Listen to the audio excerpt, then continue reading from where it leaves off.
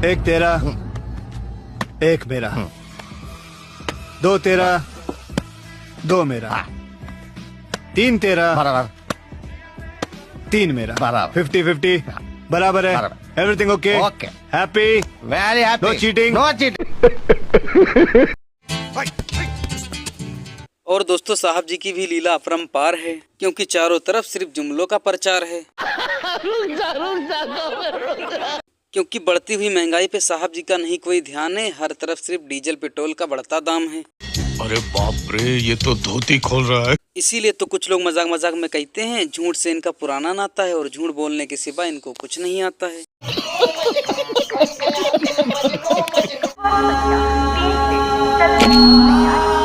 कैसा हालत बना दिया इस सरकार ने युवा सबका। नौकरी दे नहीं पाया तो हाथ में चिल्ला मोदारू ही पकड़ा दी। अपने परिवार के सबसे पढ़ा लिखा लड़का है, लेकिन जा रहा है अपन बूढ़ माई बाप को छोड़कर कोरिया बिस्तर बांधे दूसरे राज्य। ये भगवान क्या जुल्म है। नौकरी खोजने वो कुर्सी पाने के पहले क्या बोला था कि लाखों नौकरी देंगे। अब सरकार में बैठ गया है तो याददाश्त उड़ गया का? अरे हट, आखिर कब तक रोजगार के नाम पर काटेंगे हमारा? इसलिए अब और नहीं, अब नौकरी पाने के लिए लाठी नहीं खाएंगे बीच बाजार। बदलेंगे सरकार, बदलेंगे बिहार। और दोस्तों माननीय अखिलेश यादव जी ने 5 किलो टाइट डाला और बीजेपी को धो डाला। A few moments later. Azam Khan साहब के ऊपर लगातार इसी तरह का हमला हो रहा है और बड़ी साजिश की वजह से उनके साथ इस तरह का व्यवहार हो रहा है। बीजेपी के नेता और कुछ बाहर से लाए हुए अधिकारी ये उनके साथ साजिश पहले दिन से करते रहे। और ये बात हो सकता है मैं गलत कहूं, हो सकता है लोग मेरे पे टिप्पणी करें, लेकिन ये भी हो सकता है कि नेता बड़े हैं, वो यूनिवर्सिटी बना दी, इसलिए उन्हें ये सजा मिल रही है। इस सज्जन को क्या तकलीफ है भाई? आप काम मत करिए बीजेपी की तरह, आप काम मत करिए, बस नफरत फैलाइए। जहां आपको जाति की नफरत मिल जाए वहां फैलाइए। नहीं सारुण के यहाँ कुछ तो गड़बड़ है, जरूर कोई ना कोई गड़बड़। धर्म की नफरत फैल जाए, धर्म की फैलाइए। तो मुझे तो ये भी लगता है कि कहीं धर्म के कारण उनके साथ इतना अन्याय ना हो रहा हो, और सबको यकीन है और सब जानते हैं उन पे इसीलिए अन्याय हो रहा है कि उन्होंने यूनिवर्सिटी बना दी और उनका धर्म दूसरा है। अभी मजा आएगा ना भिड़। और दोस्तों शिवराज मामा जी लगता है इस बार जनता को पोपट बना के छोड़ेंगे। चुनाव खत्म हो जाने के बाद में जनता की महंगाई से कमर को तोड़ेंगे। और श्री कमलनाथ जी ने खुद खुलासा किया है कि गाली खाने की पावर ऑफ अटॉर्नी उन्होंने दिग्विजय सिंह जी को दे रखी, जो अभी तक वैलिड है। अब मैं कमलनाथ जी से पूछना चाहता हूं कि ऐसा काम है क्यों करते हो कि गाली खाना पड़े? गजब बेइज्जती है। और गाली खाना पड़े तो खुद ना खाए, दूसरे को पावर ऑफ अटॉर्नी दे दें। ऐसे ही सरकार चलाने की पावर ऑफ अटॉर्नी भी इन्हें श्री दिग्विजय सिंह जी को ही दे रखी थी। तो पहले भी बंटा ढार हुआ और बाद में भी बंटा ढार ही हो गया। अब कांग्रेस का बंटा ढार। उस समय जब सरकार चलाई दिग्विजय जी ने, उस समय भी मध्य प्रदेश की जो दुर्गति हुई वो जनता को पता है। लेकिन अद्भुत है ये कांग्रेस और धन्य है इसके नेता, ये गालियां खाने की पावर ऑफ अटॉर्नी भी देते हैं। कैसे कैसे लोग रहते हैं यार यहाँ पर। और दोस्तों राहुल गांधी जी ने कर दिया खुला प्रचार, अब क्या करे बीजेपी सरकार। अभी मजा आएगा ना भिड़। और ये मसला सिर्फ हम नहीं उठा रहे हैं, ये मसला अब फाइनेंशियल टाइम्स ने उठाया है। अलग अलग देशों में इंक्वायरी हो रही है, लोग सवाल पूछ रहे हैं, मगर हिंदुस्तान में कुछ नहीं हो रहा। हिंदुस्तान में बिल्कुल ब्लैंक चेक दिया हुआ है अदानी जी को। जो भी वो चाहते हैं, electricity, power, ports, airports, agriculture, जो भी वो करना चाहते हैं कर सकते हैं, कोई इन्वेस्टिगेशन नहीं होगा। भाइयों और बहनों, 32,000 करोड़ रुपए, ये नंबर आप याद रखिए और आस्ते आस्ते ये बढ़ता जाएगा। क्योंकि ये आखिरी कहानी नहीं है, ऐसी बहुत और आएंगी, बढ़ता जाएगा। और याद रखिए, जब आप बिजली का प्रयोग करते हैं, अदानी जी ओवर इनवॉइसिंग करके आपके जेब में से पैसा निकालते हैं। नहीं सारुण के यहाँ कुछ तो गड़बड़ है, जरूर कोई ना कोई गड़बड़। हर यूनिट में आपसे पैसा लिया जाए। और मैं सिर्फ एक सवाल पूछ रहा हूँ भाइयों और बहनों, युवाओं, प्रधानमंत्री अदानी जी की इंक्वायरी क्यों नहीं कराते? एक बार नहीं, अनेक बार सवाल उठे। हमने पार्लियामेंट में बात उठाई, पब्लिक मीटिंग्स में हम कहते हैं, प्रेस कॉन्फ्रेंस में हम कहते हैं, अदानी जी में क्या बात है कि हिंदुस्तान की सरकार उन पर कोई भी इन्वेस्टिगेशन नहीं करा सकती, उन पर कोई सवाल नहीं पूछ सकती? इसका कारण क्या है? इसके पीछे कौन सी शक्ति है? पूरा देश जानता है। सब क्या देखना पड़ रहा है? अच्छा है मैं अंधा हूँ।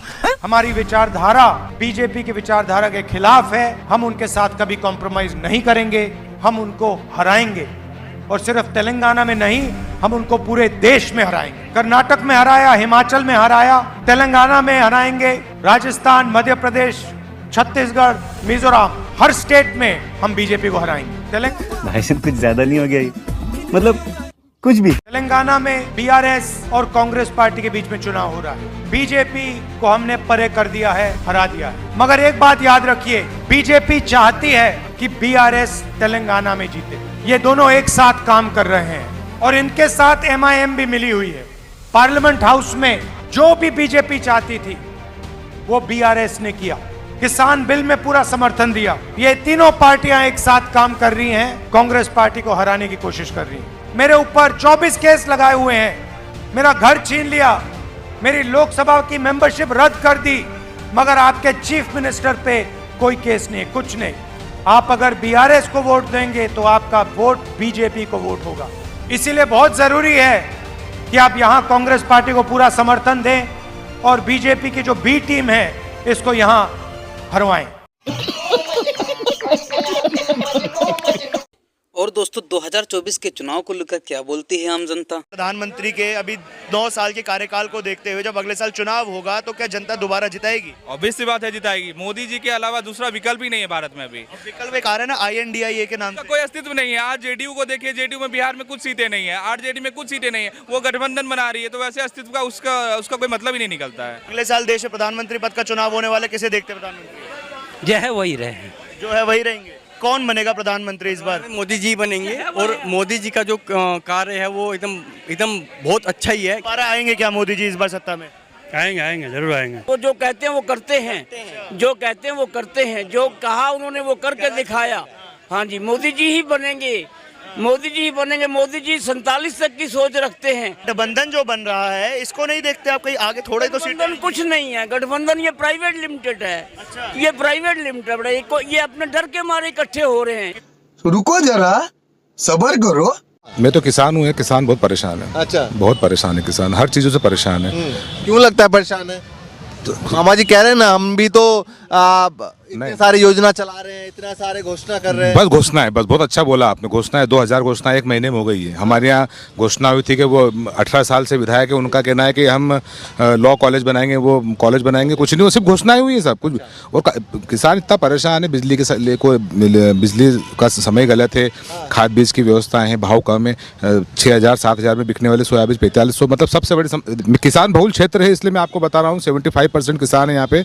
उस आधार पर बता रहा हूँ, किसान बहुत परेशान है। और किसान ने पिछली बार भी सरकार बदली थी, इस बार भी किसान सरकार बदलेगा 100%। और अभी तो रुको, क्लाइमैक्स अभी बाकी है। कांग्रेस देखिए, राहुल गांधी जी वो मदारी है, इन्हें कहीं सर्कस में काम करना चाहिए। कभी तो मोटरसाइकिल टायर पंचर की दुकान पे जाते हैं, गजब बेइज्जती है। कभी फर्नीचर की दुकान पे जाते हैं और कभी संसद के अंदर यहाँ आग मारते हैं। ये क्या तरीका है? भारत की 140 करोड़ जनता देख रही है, जहाँ पे देश का विकास होना है। किसान भी आस लिए बैठा है, मजदूर किसान सब व्यापारी आस लेकर बैठते हैं, संसद से कुछ हमारा विकास होएगा। लेकिन राहुल गांधी जी विकास पे बात नहीं करते। अरे 60 साल में तुमने देश को लूटने का काम किया है। देश के अंदर हाईवे नहीं थे, महिला का सम्मान नहीं था, लाइट नहीं था। पत्रकार साहब महोदय, आप गाँव में जाकर पूछिए क्या स्थिति थी। ये कांग्रेस के लोग ये बात करते हैं विकास की। ये भारत के हिंदुओं को सोचना है, भारत के हिंदुओं को सोचना है। वही लोग हैं जो सनातन धर्म के अंदर पैदा होकर राम की किताब पर उंगली उठाने का काम किया जा रहा है। वे कौन लोग हैं राम की किताब पे उंगली उठा रहे, टिप्पणीबाजी की जा रही? अरे राम का मैं भी सम्मान करता हूँ, उस किताब का, जैसी कुरान ऐसी रामायण गीता। तो जो इस तरीके का जो जो इस तरीके की टिप्पणीबाजी की जा रही है, इन लोगों को जेल में डालना चाहिए, सख्त से सख्त कार्रवाई होनी चाहिए और इसका जवाब भारत की जनता देगी। 2024 में हम 400 को पार करेंगे और फूल का बटन दबाकर और नरेंद्र मोदी जी को संसद के अंदर हम भेजने का काम करेंगे। खत्म, bye bye, tata, goodbye, गया।